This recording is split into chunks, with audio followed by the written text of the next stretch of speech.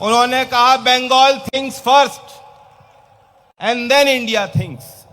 और ममता जी को बधाई देता हूं, आपको बधाई देता हूं कि आज आपने साबित कर दिया, आज आपने वो कर दिखाया जो बहुत कठिन था, बहुत दुर्लभ था। और आपके आशीर्वाद से हम लोग एक हैं, इस मंच पे इकट्ठा हुए हैं, एक आवाज में, एक स्वर में बोल रहे हैं। मैंने सुना था हार्दिक भाई ने बोला ना, नारा दिया, चोरों से निपटाना है, चोरों से छुटकारा दिलाना है।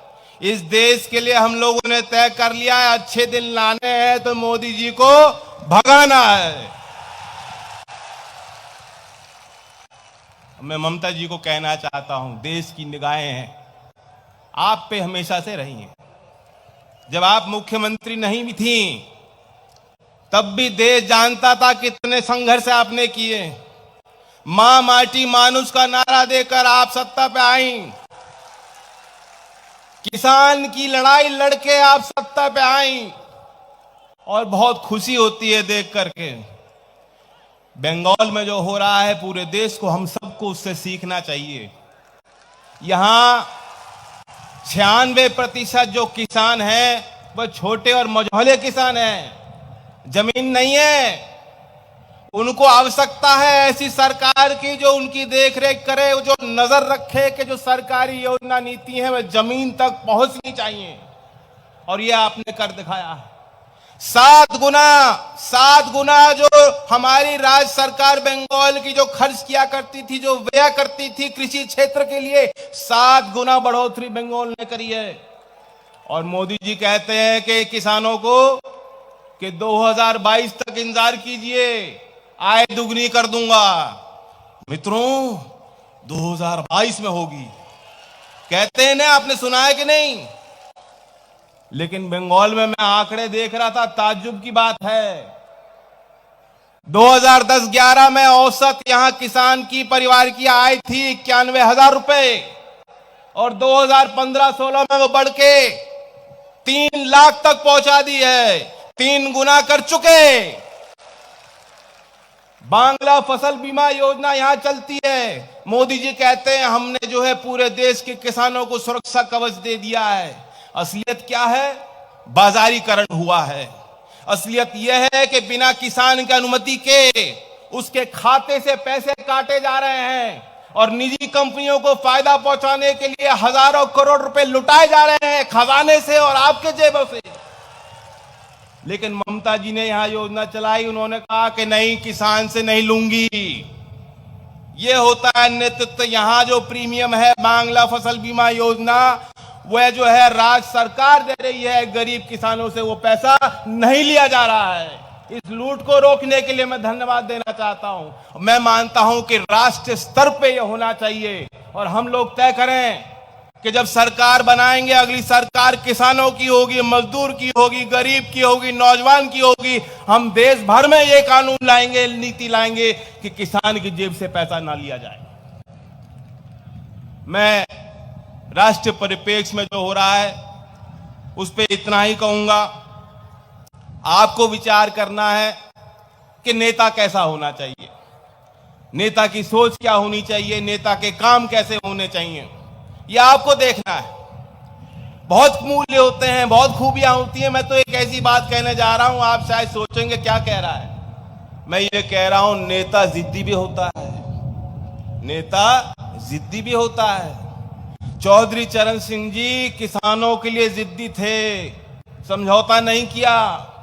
ममता जी बंगाल के लिए, आपके लिए जिद्दी हैं, समझौता नहीं करती। लेकिन आज जो प्रधानमंत्री हैं वह मोदी के लिए जिद्दी हैं, वह मोदी के लिए जिद्दी हैं, आपके लिए जिद नहीं करते। उनकी एक जिद है, फ्रांस भी जाएंगे तो वो जिद पकड़ लेते हैं कि मेरे अपने लोगों को ठेका दो। उनका नाम लेके उनकी फौज में जुड़े हुए लोग गाय को बहाना बना के, हिंदू मुसलमान को बना के हत्या कर दे, दंगा कर दे, सारे जो है उनके अपराध माफ है। ये उनकी जिद है। लेकिन ये जिद बहुत खतरनाक होती है, ये जिद हमें बर्दाश्त नहीं है, देश के लोगों को बर्दाश्त नहीं। तो जिद्दी होना चाहिए। आप कहते हो 56 इंच की छाती है, जब छाती इतनी बड़ी होगी तो दिल भी तो बड़ा होना चाहिए। दिल क्यों नहीं दिखाते हो? अमर्त्य सेन ने कहा था कि देश का आदमी आर्गुमेंटेटिव है, बहस करने वाला है। हमारे यहाँ के लोग मंडियों में बैठे बैठे बहस करते हैं, खेत में बैठे बैठे बातचीत करते हैं, बाजार में जाके बहस करते हैं। ये हमारे देश का मिजाज है। हमारे यहाँ का आदमी नाराज बहुत जल्दी हो जाता है, लेकिन नाराज होने के बाद 2 मिनट नहीं लगाता। उसके दिल में गहराई में झांक कर देखोगे तो हमारे देश का सबसे गरीब आदमी भी बहुत बड़ा दिल रखता है, वह रो पड़ेगा। मैं मोदी जी को कहना चाहता हूं, ज्यादा नहीं लगता, अगर आपका दिल है तो देश की जनता आवाम के आगे खड़ा होकर कह दीजिए, माफी मांग लीजिए कि नोटबंदी गलत फैसला था। यह होता है बड़ा दिल। ये कह दीजिए जीएसटी के लिए देश तैयार नहीं था। ये कह दीजिए फसल बीमा योजना में किसानों के अत्याचार हो रहा है, लूट हो रही है, मैं नहीं कर पाया जो करना चाहता था। शायद देश की जनता के दिल में नरमाई आ जाए, लेकिन हम लोग जानते हैं मोदी जी करने वाले नहीं है, माफी मांगने वाले नहीं है, गलती को मानने वाले नहीं है। ये उनकी जिद है। तो मैं आपसे हाथ जोड़ के निवेदन करता हूं देश की जनता से, आप मन बनाइए। हम लोगों ने दृढ़ निश्चय के साथ आगे बढ़ने का फैसला ले लिया। यूपी में 80 सीट आती हैं, 80 में से 73 भारतीय जनता पार्टी और उनके सहयोगी दल जीत गए थे। पिछले चुनाव में ऐसी आंधी भूचाल आई और मुझे मेरे लोग कहते थे कि भाई हम तो बहुत लोगों से हारे हैं, तुम तो हेमा मालिनी से हार गए। मैं भी हारा था चुनाव, तो ऐसी हवा थी, लेकिन हम लोगों ने साथ मिलकर काम किया। विपक्ष की पार्टियों ने शुरुआत कर दी। हाल के दिनों में 73 से गिनती गिरा दी, 3 सीट हराकर भेज दिया और 70 पे आ चुके हैं। और आप देख लीजिए मंच पे लोग बैठे हैं। हमने तय कर लिया है कि जो उत्तर प्रदेश में हम लोग करेंगे, जो आप चाहते हो, जो बंगाल की जनता चाहती है, जो देश की जनता चाहती है, हाथ मिलाकर, तालमेल बनाकर, कदम से कदम मिलाकर चलेंगे और भारतीय जनता पार्टी के तंबू को पूरी तरह से उखाड़ फेंकने का काम करेंगे। और नौजवानों को करना होगा। देश के कवि, राष्ट्र कवि रामधारी दिनकर जी के शब्दों में मैं कहना चाहता हूं कि चोटे खाकर बिफरो कुछ अधिक तनो रहे, धधको स्फुलिंग में बड़ अंगार बनो रहे। तो हमें संघर्ष करने की जरूरत है। मैं आखिर में कलकत्ता की, बंगाल की जनता को इतने प्यार से आपने हमें बुलाया और बातों को सुना, मैं कहना चाहता हूं, अपने आखिर में इस बात को कह के खत्म करूंगा, अम्मी अपना के भालोबासी। धन्यवाद। जयंत जी को बहुत बहुत बधाई हो। बहुत सारे किसान का बात किया है, हम लोग भी किसान के लिए, हमारा इधर में ट्रिपल इनकम हो गया है। मोदी जी ने कहा है डबल इनकम करेंगे 2022 में, लेकिन हमारा इधर में ट्रिपल इनकम पहले ही हो चुका है।